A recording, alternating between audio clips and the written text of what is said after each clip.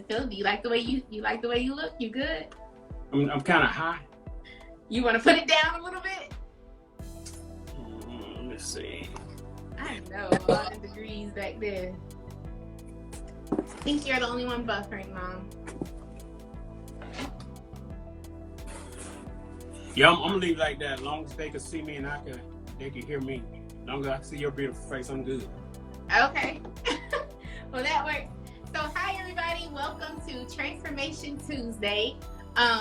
This month we're gonna talk about finances because it is the beginning of the year. So, a lot of people don't do good with their finances, and they always say they want to start at the beginning of the year to try to figure out what they want to do for the rest of the year. And also, it's income tax season. So a lot of y'all about to get y'all money. Yep. Y'all to get y'all money, and y'all need to make sure you're being studious of the money that God bless you with, whether it was, yeah, I'll just leave it at that. You know, you got some scammers on here, but okay. So I want to introduce you guys to Bishop Shelton Torbert. He is the finance guru. He is the person who taught me how to be studious with my finances. From a very young age, my dad taught me about money. I told him I wanted an allowance. I'm gonna let him tell the story. He want to tell the story, but you tell it. Oh, you want me to tell it? Okay. My dad was I always been in church, and I always seen people putting money in the offering basket and everything. And I was like, I want some money to put in the offering basket. And I also didn't like asking my parents for money. I was very independent, so I didn't want to ask nobody for anything. So I asked my dad once. I was like, can we get an allowance? And he was like, what do you need an allowance for? And I don't remember what my answer was, but he started giving us an allowance, and he taught us how to tithe. He'll talk more about that later, but tithing is giving God back your 10% from what you get. And I've been blessed ever since, like literally ever since I got allowance. And I remember one day at church, my dad was preaching at his church, Faith Worship Center. It was in Aberdeen, Maryland at the time. And he was like, money cometh to me now. So I was mocking him in the living room one day, and I was like, money cometh to me now. And I was joking, but ever since then, I've had no lack for anything. And I ain't saying I'm rich, but I have no lack for anything. And I know that's because I tithe. I am a faithful tither. I tithe at my church. A lot of people have their feelings about tithing, or they feel whatever they feel about tithing. They don't want to get their money back to the church. But your money is to keep the church going, keep the walls open, keep the lights on. You have to pay the bills at your house. The pastor needs that money to keep the services going. Y'all want to go there, bring your mouths in the parking lot, talk in the sanctuary at the church. It takes money to do those things. And I've been a faithful tither, especially when you get a good word.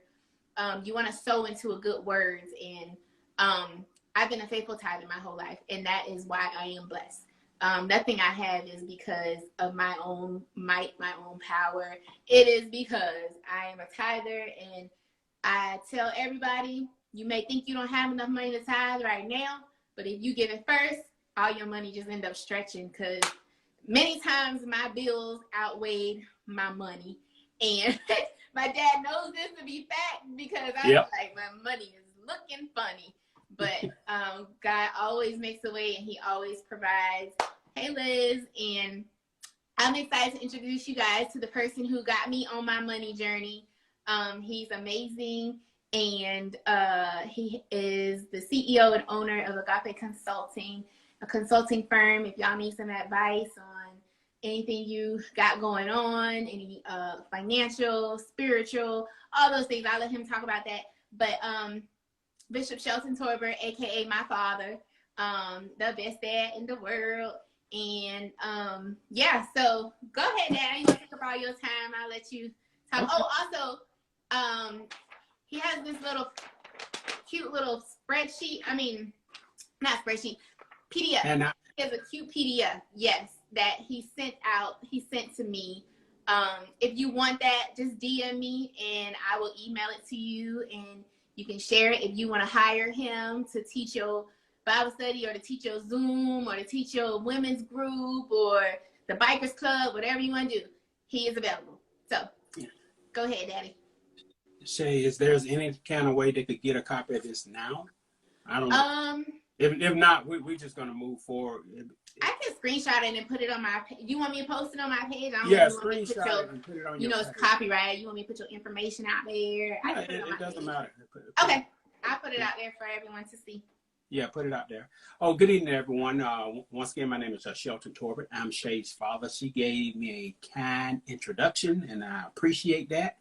This evening, we're going to talk about managing your finances. She gave me 20 minutes to talk up front, so I'm going to time myself. I know that she's an avid time watcher as well, so I'm going to ensure that I stay congruent with the time. Oh, so you can... 20, 30 minutes is good. If you guys are thinking of questions and y'all want to join live and ask questions live, go ahead and do that at the end of his spiel.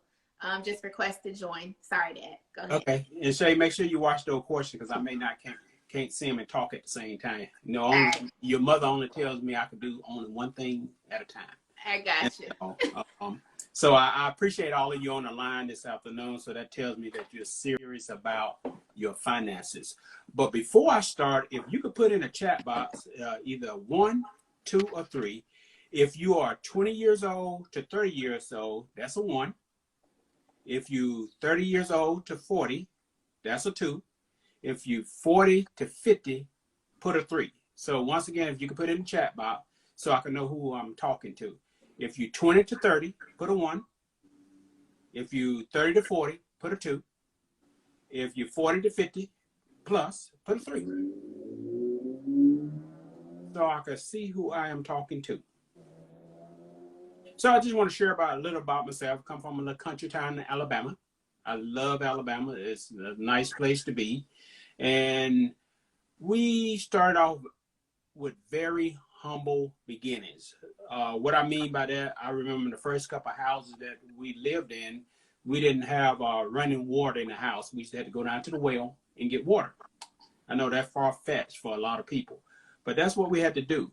But I learned at a young age to work hard and to save as well. One of the things that my mom always told me, don't spend all the money that you make, and Dad always told me work for everything you get. So I purchased my first car in 11th grade. And ever since then, I have been riding. I have been saving my money, managing my money, and spending my money wisely. So before we move forward, once again, I see what you all put in the chat box, 1s and 2s. Hey, Dearica, 1s and 2s and 3s. Take a moment. I need you, this is going to be participated. Take a moment.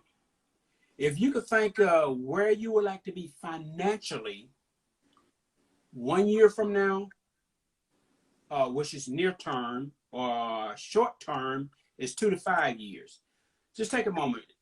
Think about where would you like to be financially from 1 year or for short term 2 to 3 years, 2 to 5 years. Take a moment to write that down.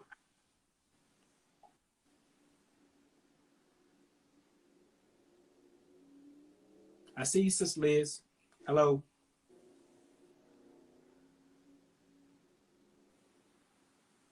Did everyone write something? Could I get a Y in the chat box or an N in the chat box for no, a Y for yes and an N for no?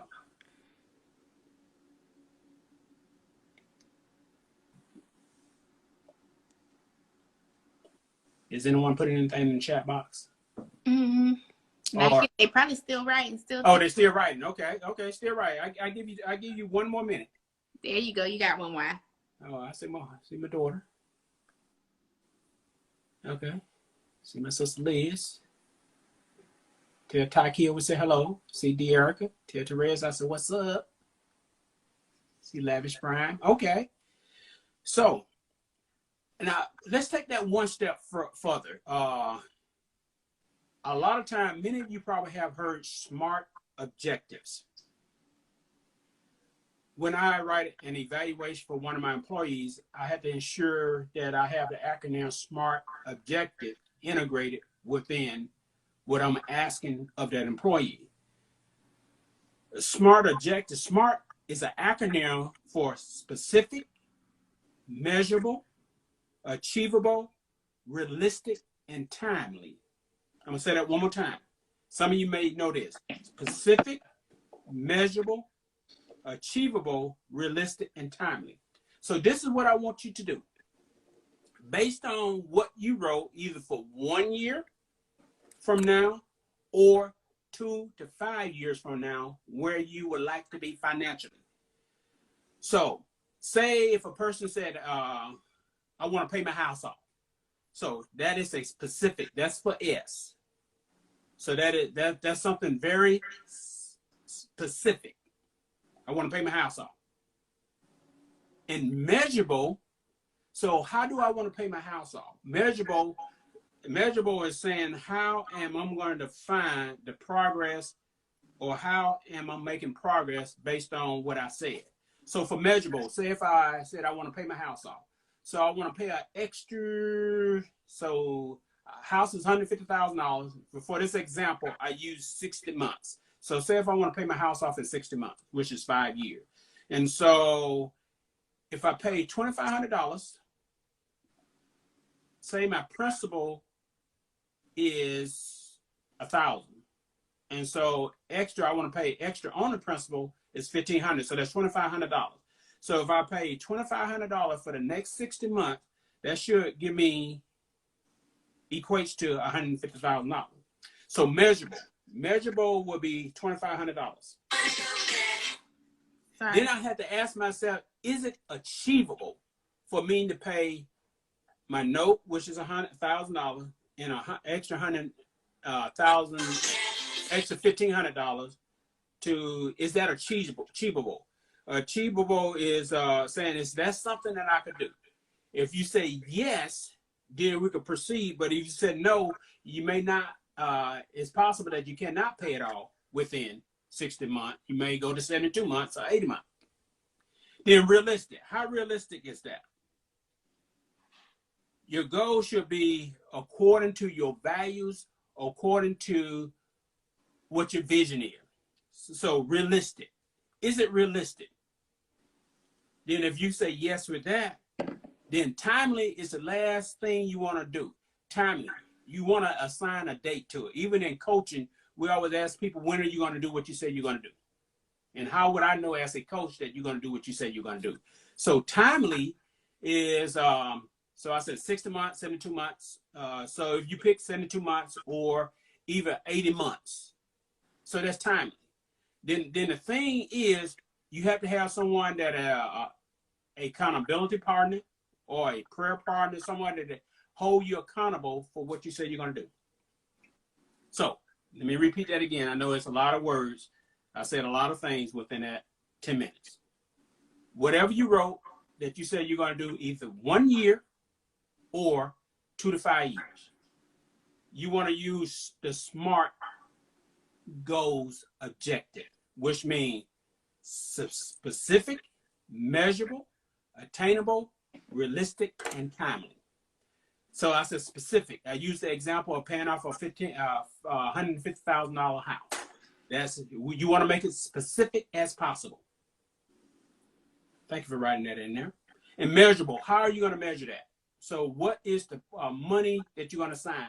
Even as we go down through the lesson, I always tell people, when you're trying to pay bills off, use your extra money. Use that Dillard money, that Macy's money, that fingernail money, those extension money, your partying money. Use some of that money. Or any extra money, any bonuses. Some of you get bonuses on your job. Some of you get raises on your job, which that's a blessing. Shay talked about tithing. I do believe that tithing, from a Christian perspective, open the door for increase. Open the door for abundance. Open the door, tithing open the door for overflow. So we're going to come back to y'all goals. I'm going to ask some of you to share at the end. So did everyone get a chance to do that? Put a yes in the box or a no. Yay or nay?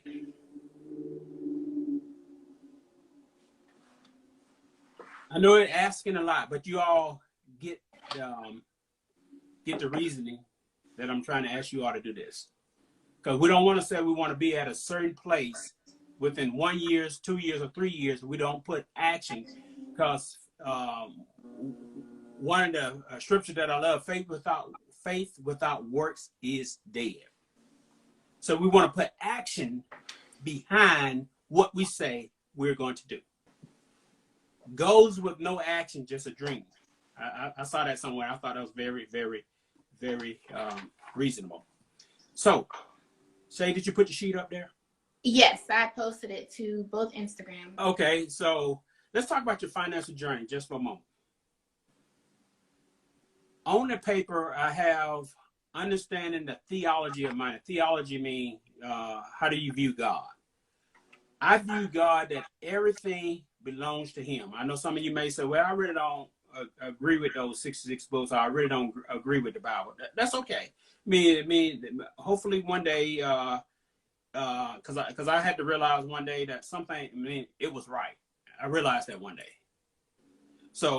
But once understanding the theology of money is made to flow. That's when a lot of time it's called currency. Currency, if you think about a river, if you think about a stream, if you think about a water source that is flowing, it don't stay still.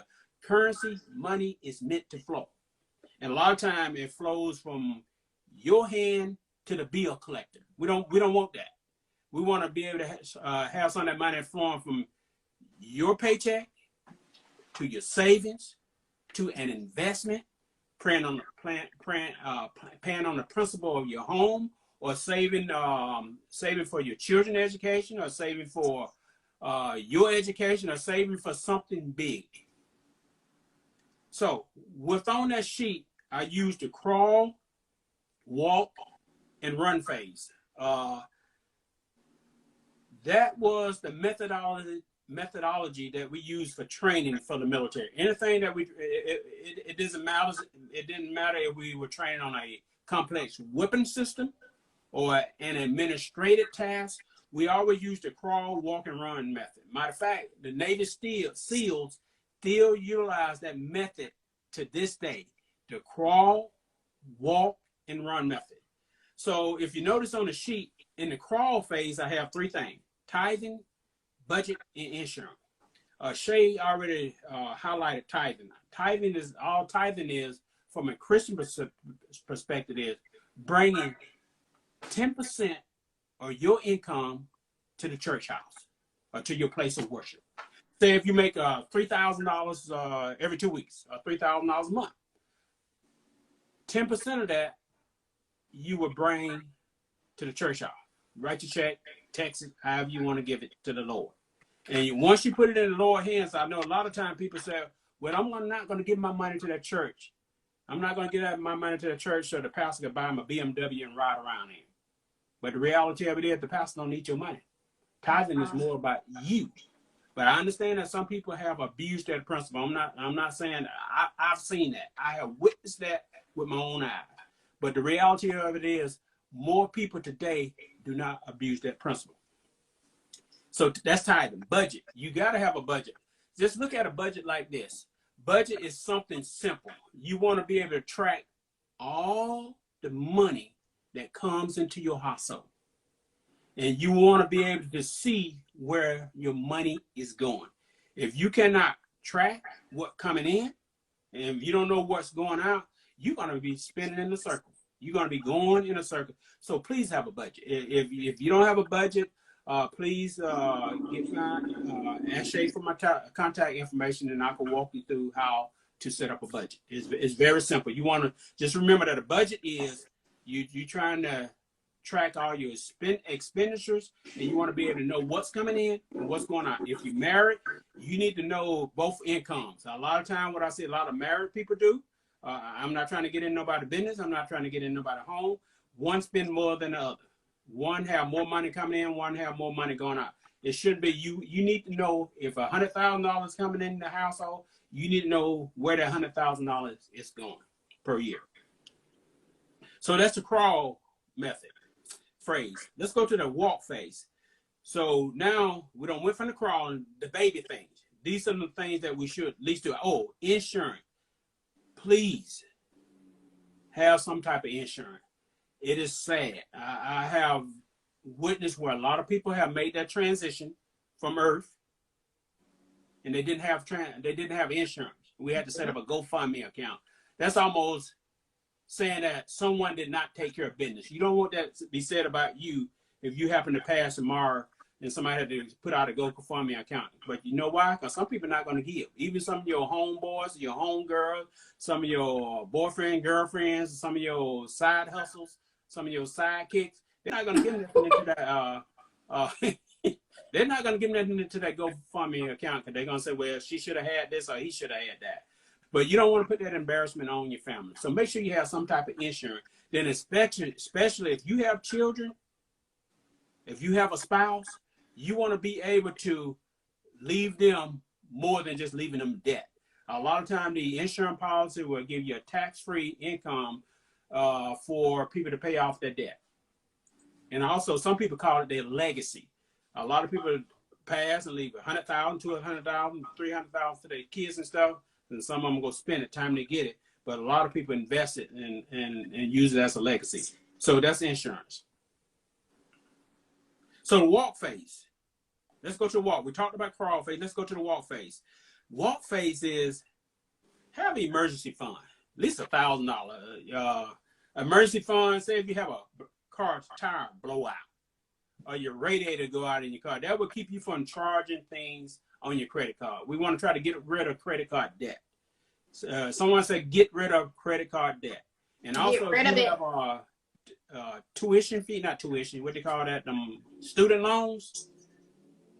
We, as a people, even from the African-American community, I saw something during COVID. It talks about how all of that debt, we were not able to get into some of those investment, get into some of those stocks when they was low, because a lot of us had a lot of student debt. So we want to get rid of the student debt. Pay our credit card and small loans. Pay them all as soon as possible, as quickly and rapidly as possible. And I will say this, I take it one step further. Do not sign for something for someone else. What do you mean by that? Say if a person comes to, hey, my credit is bad. That's a red flag right there. They credit bad for a reason. They probably didn't pay their bills. But some people have bad credit even before they get out of high school because their mom or their father used their name to charge stuff up and then pay. But my point is, do not sign for some. If you got significant other, they say, hey, sign for this. Don't do that. Don't do that. You don't want to sign for something you cannot pay for. Next thing on that sheet is to have at least 3 to 6 months of living expense. Say if you make $5,000 a month, you want to at least have $10,000 to $20,000 put to the side. I mean, that's a goal. I mean, I know some people say, I can't get there overnight, but I guarantee you one day, if you practice sound management principles, if like mama told me, don't spend everything that I make, and daddy told me to work for what I need. If you practice those sound management principles, I guarantee you one day you will have that. And also it said in the walk phase, invest 10 to 15% of your household income. A lot of you have 403Bs or 401Ks. If you work for the government, TSPs, you want to at least put 10 to 15% of your income. See, a lot of that income come out even before you see it. So a lot of time I can't spend what I don't see. Yep. Can't spend what I don't see. And the last thing I got on the walk phase is save for your children or grandchildren college fund. Just know that sometimes a lot of people want to pay for their children's education.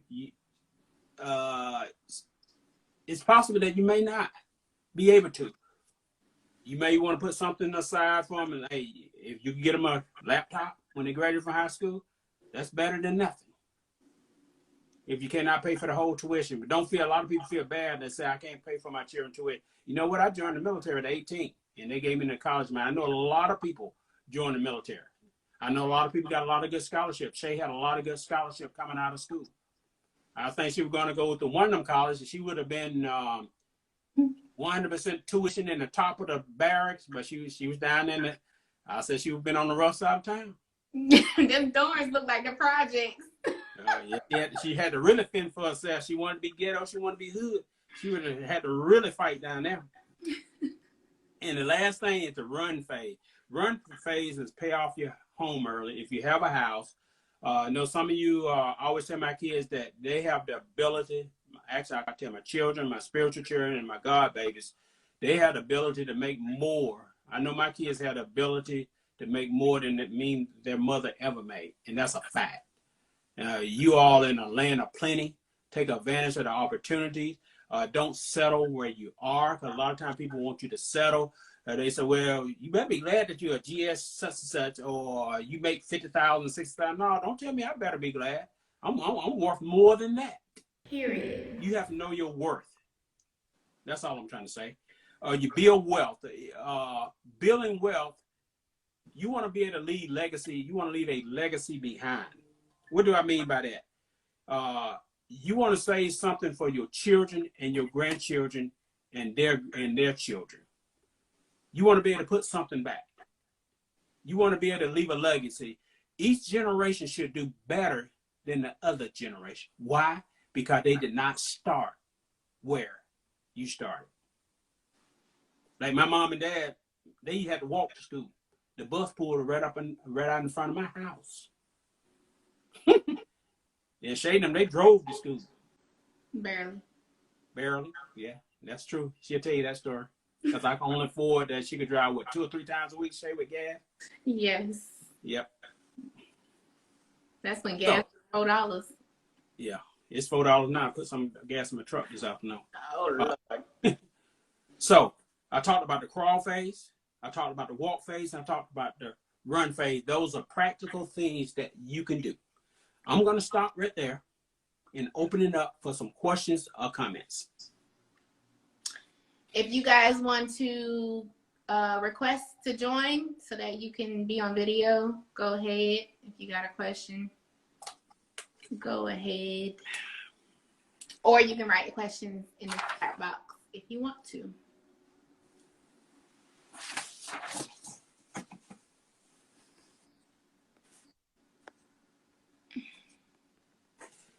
While you all thinking about some questions, there's a saying in the financial arena that people don't plan to fail. They just fail to plan. People don't get out of bed in the morning and say, well, I failed to plan. I mean, I plan to fail.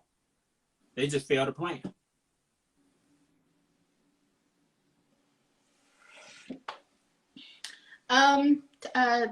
Tell us a bit about stocks and cryptocurrencies, how you feel about that. Do you think those are good investment? Well, let's dissect the regular stock market first. There's a lot to learn about the stock market. I have been messing around the stock market, investing in the stock market for some years. And I have made some money and I have lost some money. And I will encourage you to learn about the stock market. You want to be able to pick some good companies to invest in. Like, for example, when PayPal came out, I bought some shares of PayPal for $9.99, and I sold them when they was about $100. Then if you look up PayPal today, it should be way over $200. And so you can make some money. Then I also put some money in some things that the company went out of business. So guess what? That little $500 or $600 that I had in their stocks and their shares, that money was gone. So I would say do not haphazardly put your money into things that you don't know anything about. There's many groups out there that will show you how to invest, but ensure that you're in a good group. I know sometimes it's hard to tell which groups are good and which groups are bad. I even, during COVID, I even paid this one person invest with Terry, and she have a good solid plan. But it costs. The first part of it was $2,500. Then you do the whole thing. It's $5,000. Show you how to invest in the option. That's what I'm learning now, how to invest in options. Option is where the money at. Cryptocurrencies is very fluid. I would tell you, for the cryptocurrencies, I would tell you use your Five Guys money, use your seafood money, use your Red Lobster money, but don't use your bill money. Don't use your mortgage. Don't use your rent money, because the cryptocurrencies are very fluent. I got a lot of those crypto coins. I always tell Shay, I say, if they ever jump off the page, hey, I'm going to retire like last year. And a whole lot of people around me would be able to retire as well if they wanted to, if they ever jump off the pages. So cryptocurrency is very fluid. But I would encourage you, instead of going down to the mall, just think about it. How much your fingernail cost today, Shay? Woo! Well, I'm a little basic, so mines are about $35. But so 35, and on the high end, what would be a high end one? We know Casey paid about $120 for her nails. Hey, don't throw up on the bus. Don't throw my sister up on the bus like that. They be cute though. Yeah, they be so cute, but don't throw up on the bus. She ain't here to defend herself unless she own. I don't know nothing about it. She paid about $120 for her nails. Just think about it. Some of those cryptocurrencies now, somebody get a calculator, and $120 divide 35 cents into $120. Yeah, divide $120 by 35 cents, and tell me now. Do it 20 cents, cause they low. A lot of them low now, cause the cryptocurrency market is down now. So how many shares are that? 600. So you got 600 shares. I think Ethereum. I think my math is wrong. Well, but they get the point. Say if you take that seriously, if you take that $120 and just buy Dogecoin, it's out there. I think Dogecoin is less than 20 cents per share now. So if you buy 600 shares of that, and that coin actually jump off the pages, go up to I said $2,500. I mean $1,500. Hit 6,600 times $1,500. $900,000. $900,000. Now, do Bitcoin. Bitcoin is about $37,000. I saw that the other day. Just say you have 125 coins, you have 125 of Bitcoin. If you'd have got that when it was 5 cents, like my son when he was in 8th grade, he told me, "Dad, we need to get some Bitcoins," but I had no idea. I said, "Boy, we ain't gonna do that." But he got the last laugh. But you see my point? You just spent $120. You just put them fingernails to the side. Even do $35. So even some in the regular stock market, they have what they call penny coins. Penny coins, penny stock, not penny coins, penny stock. I got a couple companies that one of my friends that I work with, he subscribed to this thing called Motley Fool or something, and they showcase a different penny stocks that are coming up. So he told me about 3 of them, and I bought a whole lot of shares of those. I didn't even spend over $50.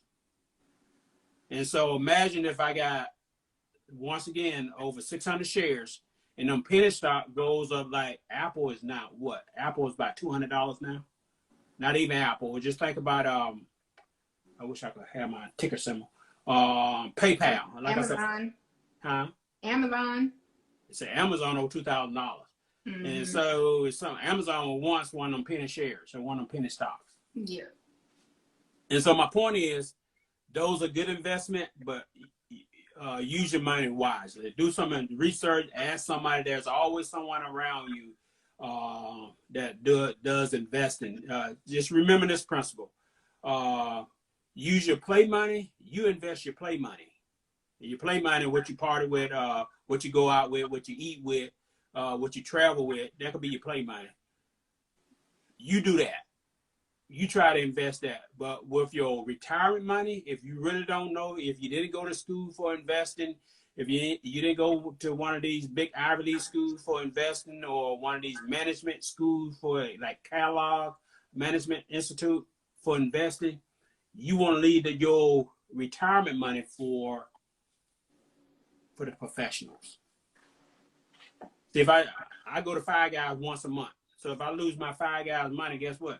I just won't eat at Five Guys that month. I just eat a peanut butter and jelly sandwich, and I'm fine. So, any more questions in there?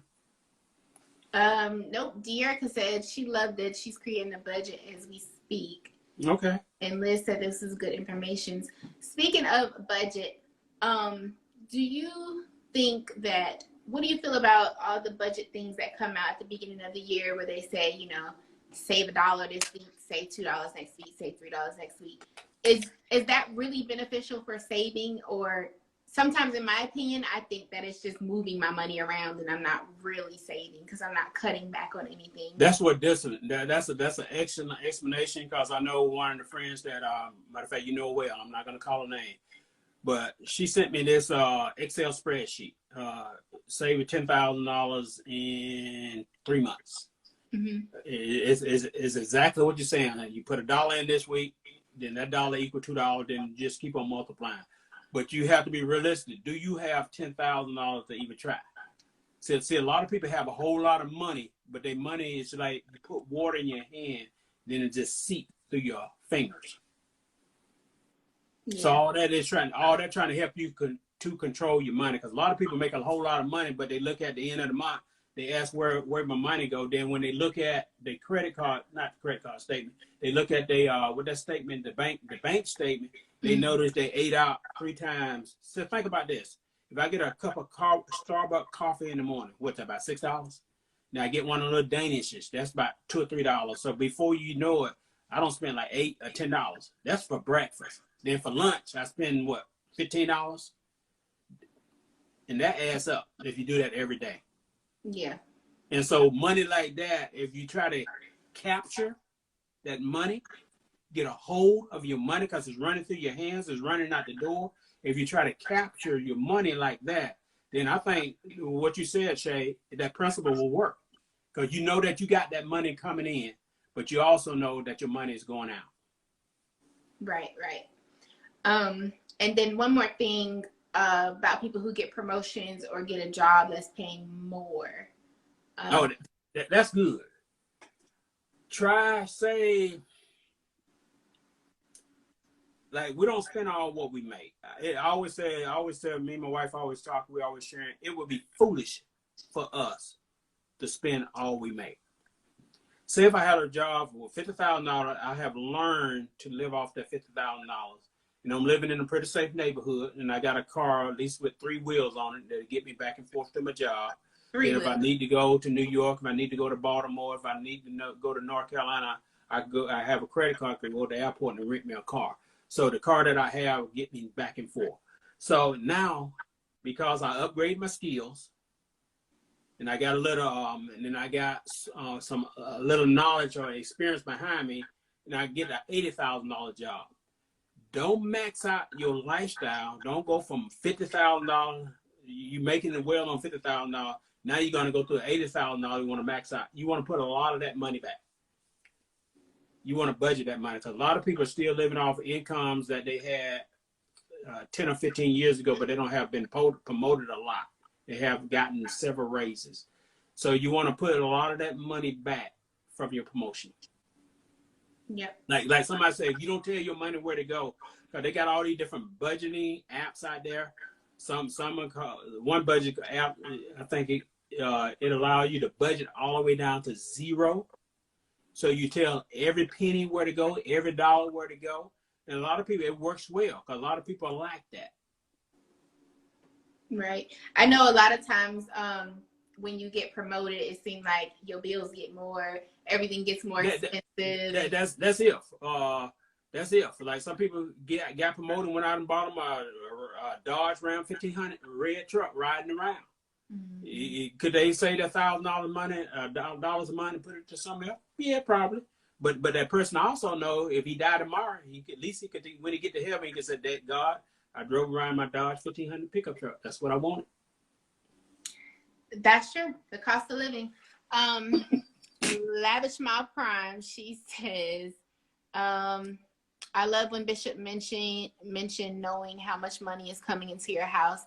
It's great for you and your spouse to have a common goal for your finances. If one person's credit is lacking, they should be committed to working and living within the budget and build their credit independently and jointly together in a household.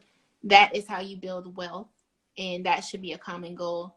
Yeah. So do you have any advice on couples living together?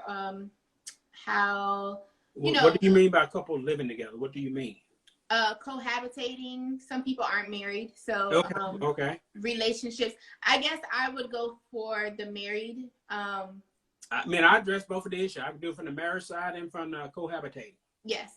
For the marriage side, what may work for one household may not work for another household. Like, for example, for our household, I have my personal account and Yvette have her personal account, but we have one major account where our pay goes into, and we get allowance. Every 2 weeks, I get allowance, she get allowance.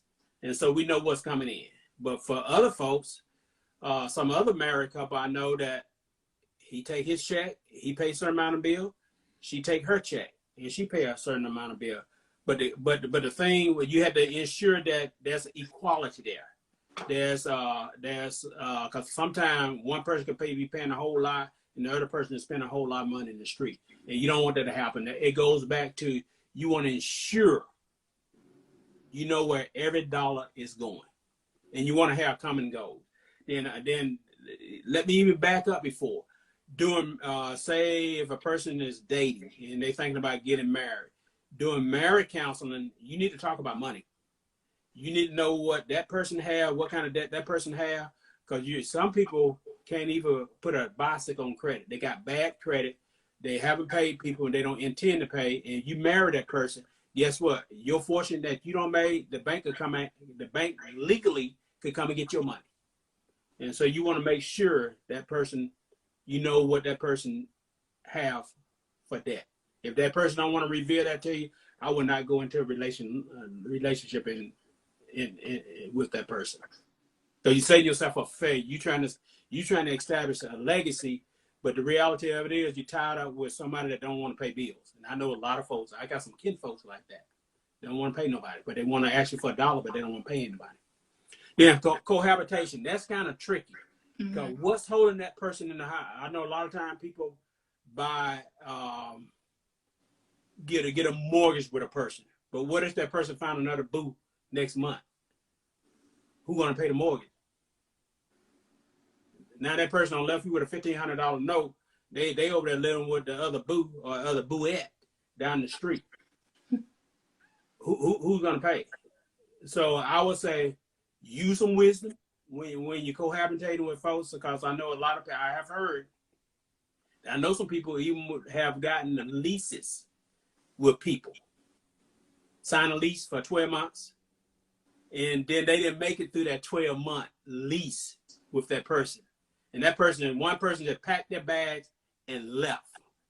But guess what? That lease still have to be paid. Yep. Yeah. That lease still have to be paid. If that lease didn't get paid, not only was that person that left going to have bad credit, and if you're the type of person you're trying to make your credit work, you're going to have bad credit. So they left you holding the bag. They gone. So just be mindful, because there's nothing holding that person. Because I know a lot of people do it. I would say don't do it. I mean, that's just me. That's just the father in me.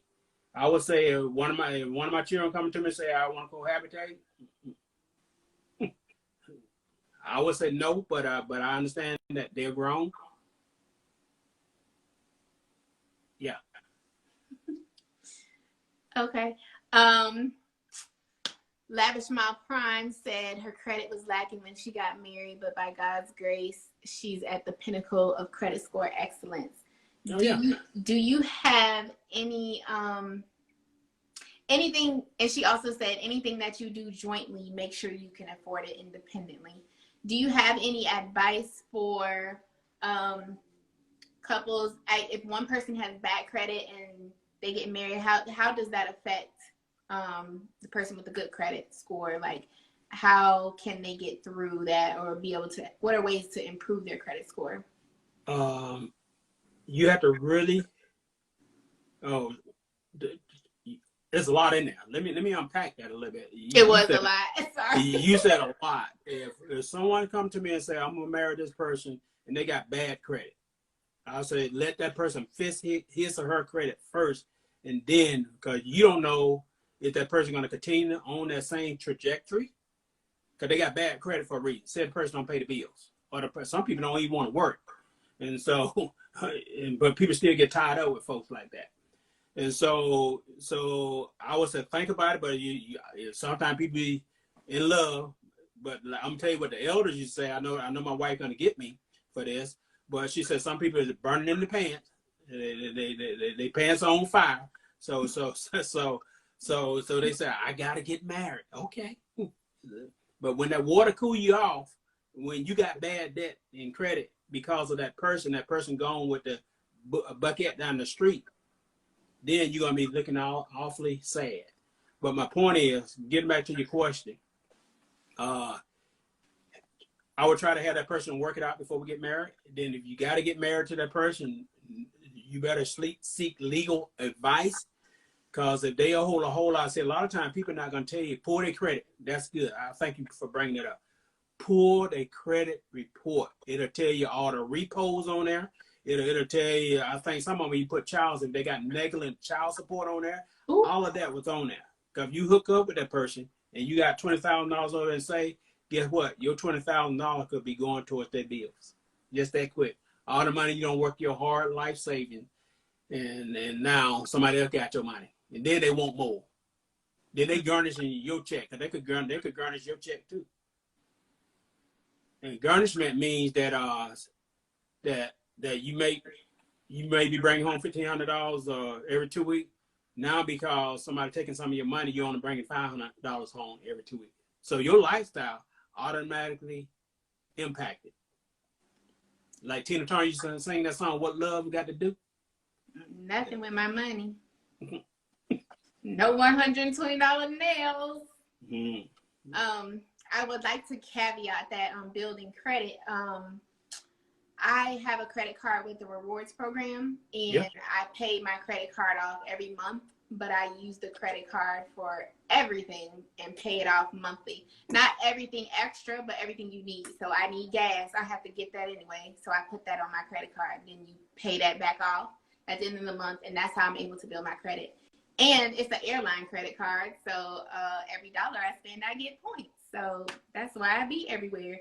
But that was also a good way to build your credit.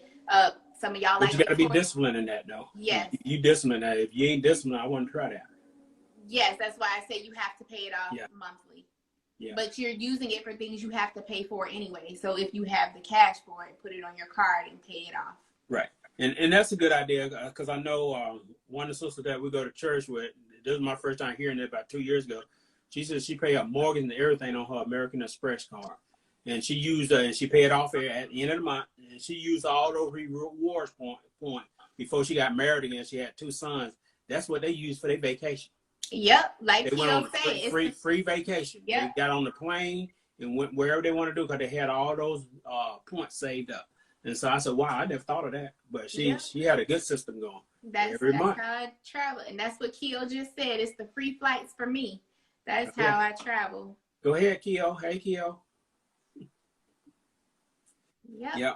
And anything else, Shay? Any more questions? I didn't see no more questions on there. I think you did good. Let me say this. Hold on, let me say this real quick. If anyone wants to join, anyone who's joined late, if y'all want to ask a question real quick before he gets on, just request to join and I'll add you in. And I was gonna say this: building wealth. Sometimes you have to improve your skills. Say if you're gonna type 5 words per minute, hunt and peck. You may want to take a typing class. I don't know if they do them anymore. But say if you are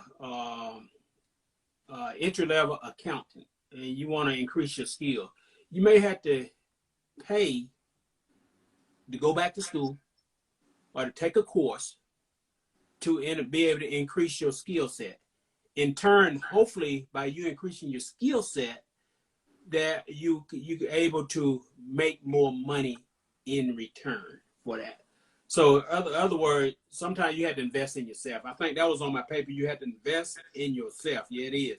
One of the scriptures in Deuteronomy, one of the Old Testament book, the Bible tells us that God has given us power to get wealth. And sometimes we had to upgrade our skills in order to be able to get that wealth that we're seeking and that we're desiring. And sometimes people get part-time jobs. Do not just go get a part-time job just so you could buy more expensive things. I remember being over in Afghanistan. A lot of them guys making $200,000 or $300,000 a year. But guess what? Their living expenses was maxed out to $200,000 or $300,000 a year. That's a whole lot of money to be maxed out like that. And so guess what? When the war was over with, some of them was hurting that did not use that money wisely to pay off all their bills. You're not going to find a $200,000, $300,000 job in the United States unless you're a CEO of a corporation. And if you're a CEO of a corporation, you probably wouldn't have been over there in the first place. Right. Yeah, but build your skill. Invest in yourself. You need to go back to school. Sometime, even though the way the tuition is going up this damn time, you had to weigh the odds. If I go back to school and get this skill or get this certification or get this degree, sometimes people from a bachelor's degree from an associate degree to a bachelor's degree on some job, that's a $20,000 raise. So that would pay for itself in 2 to 3 years. That's true. Yeah. That's true. So, and I would like to say this last thing. I appreciate all of you being on the line tonight. I see one of my daughters said they do. Yeah, she's right. Once again, I'd like to reiterate, know what's coming into your household. If you have a single household, if you're the only breadwinner, you're a single family household, know what's coming in your household and know what's going out. And I try to use temperance in all that I do. Temperance is saying that not necessarily, like some of you know, I bought a BMW about 5 or 6 years ago. But I had wanted that BMW for the last 10 or 15 years. But the reality of it was when the kids was in school, I could have bought that BMW then. That was back in 98 when we was up at Aberdeen. I could have bought one. But you know what? That was going to hinder my family. We weren't going to be able to eat what we wanted to eat, at least live pretty decent and pretty comfortable. I could have got a BMW then, but I waited until the time was right. So I guess what I'm saying is sometimes blessing delayed is not a blessing denied. Sometimes just delaying something for a few years, you get a better deal on it down the road. So a lot of times we live in the world, I see a lot of expensive cars. I'm up in D.C. for a moment, for a few days. And I see a lot of expensive cars around here. Do I really want to pay $200,000 for a Lamborghini? But if my stocks jump off the page, I may just go get one. Just say I got one. Let me ride. I'll let you ride. Cause that little thing tight. Remember we down in Miami? We was in that. Yes, those are nice. Yeah, they were nice. But the reality of it, I don't need that. I just need a tire with 4 wheels to get me from point A to point B. So, with saying that, I thank you all very much for being on the line tonight, and I thank Queendom Business for having me on the line tonight. I hopefully I said if I said one thing that you could implement, my job is done. Awesome. Thank you, Daddy. That was great. I appreciate you. If you guys need any advice, Agape Consulting is there to help you. Lavish My Prime, drop the information in there. You can contact him at Shelton Torbert Senior @gmail.com if you have any questions. If you need the handout, DM me and I will email it to you.